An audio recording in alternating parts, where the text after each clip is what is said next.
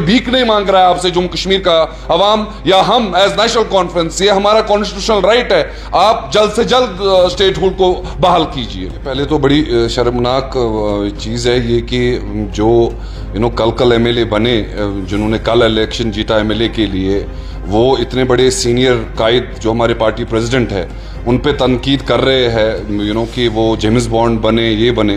पहले तो उनको अपनी ज़बान का ख्याल रखना चाहिए कि आप एक सीनियर लीडर की बात कर रहे हैं जो 3-4 बार सीएम रह चुके हैं स्टेट के, और जिनके पीछे आपको पता है एक बड़ी हिस्ट्री है, वो जो कि नेशनल कॉन्फ्रेंस है। ये तो बड़ी सरप्राइजिंग बात है कि जब अब इनको मन आए। मैं तो इस गेट के फैक्ट पे जाना चाहता हूँ, जो ये गेट और ये जेम्स बॉन्ड वाली स्टोरियाँ बना रहे हैं। ये देखिए, वहाँ पे सीसीटीवी भी है जहाँ पे ये चीज़ हुआ। वहाँ पे ये उस एरिया को डाउनटाउन कहते हैं। आप वहाँ पे हज़ारों लोगों को बेवकूफ़ नहीं बना सकते हैं कि आप जैसे उमर साहब हमारे सीएम जिसने दीवार छलांग करके गए, वो उस टाइम पे गेट बंद था। जब उमर साहब ने देखा गेट बंद है, इनफैक्ट मैं उस जिस दिन ये चीज़ हुई मज़ारी शौदा पे, उस टाइम पे मैं खुद वहाँ पे प्रेजेंट था जब उमर साहब ने दीवार का सहारा लिया। फिर जब एसपी साहब ने देखा कि कि उमर साहब ऑलरेडी अंदर जा चुके हैं और सीनियर लीडर्स आ रहे हैं जो वो गेट के टूवर्ड्स जा रहे हैं, तो एसपी साहब ने कॉल लेके एक अच्छा डिसीजन लिया कि उन्होंने बोल दिया कि उस टाइम पे नहीं, गेट खोल दो। उन्होंने क्राउड भी देखा क्योंकि ये एपिसोड डाउनटाउन में हुआ। आपको पता है कि डाउनटाउन ऐसी जगह है कि यहाँ पे आपको लॉ एंड ऑर्डर का खास ख्याल रखना है। उन्होंने उसका भरपूर वो एक अच्छी पुलिसमैन उन्होंने दिखाई वहाँ पे। उन्होंने गेट का ऑर्डर दिया, वो खुला। देखिए, अगर आप देखोगे इनके प्रोपेगेंडा, ये एक ही साइड के वहाँ पे सीसीटीवी फुटेजेस दिखा रहे हैं। ये नहीं दिखा रहे हैं कि जब गेट बंद था, गेट फिर खोला किसने, जो कितनी पुलिस थी, वो सब लोगों ने वहाँ पे देखी। और इस पे ये सियासत कर रहे हैं। इनको पूछे जो पहलगाम में जो हमारे 27 देश के जवान मारे गए, इसका जवाब दीजिए। अब आप जबान खोल रहे हो कि अब सिक्योरिटी फेलियर था, ये था।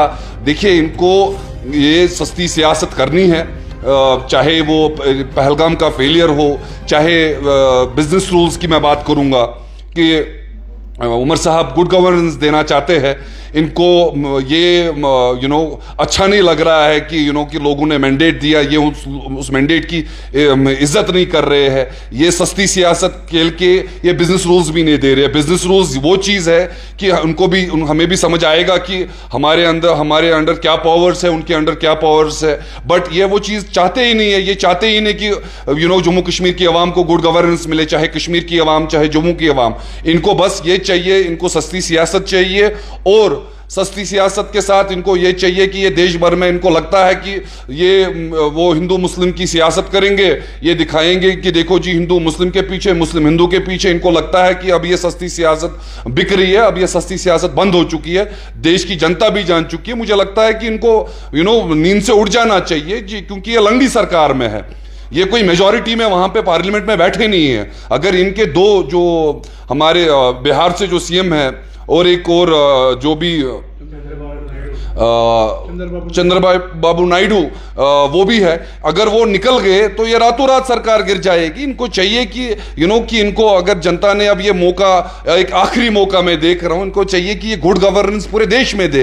आप देखिए कि एक इलेक्टेड सीएम पे एक सिलेक्टेड बंदा जोर लड़ा रहा है। और ये चीज ग्राउंड में मैं आपके चैनल के माध्यम से कहना चाहता हूं अपने देश के होम मिनिस्टर साहब को, प्राइम मिनिस्टर साहब को, कि ये ग्राउंड पे यूथ इससे बड़ा एलिनेट हो रहा है।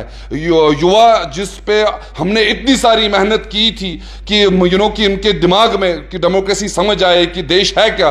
बट आप लोग नेशनल कॉन्फ्रेंस की सारी मेहनत, सब चीजें आप इस चीज से वेस्ट कर रहे हैं। आपको चाहिए कि आप जल्द से जल्द स्टेटहुड बहाल करे और डेमोक्रेसी का और मजाक ना बनाए और डेमोक्रेसी का जनाजा ना निकाले। जो हमारे जो राइट्स है, कोई भीख नहीं मांग रहा है आपसे जम्मू कश्मीर का अवाम या हम एज नेशनल कॉन्फ्रेंस। ये हमारा कॉन्स्टिट्यूशनल राइट है, आप जल्द से जल्द स्टेटहुड को बहाल कीजिए।